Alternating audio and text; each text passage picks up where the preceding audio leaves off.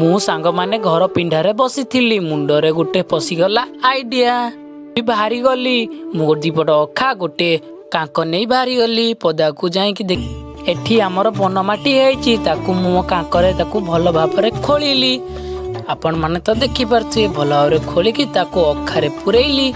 ଅଖାରେ ପୂରେଇ ପାରେଇକି ତାକୁ କାନ୍ଧରେ ମୁଁ ଥୋଇକି ଘର ଆଡ଼କୁ ମୁଁ ଆସିଲି। ଆପଣମାନେ ତ ଦେଖିପାରୁଥିବେ। ସେ ଅଖାକୁ ମୁଁ ନେଇକି ଘିତି ଆସିଲି। ଘିତି ଆସିକି ସେ ଜାଗାରେ ମୁଁ ଥୋଇଦେଲି।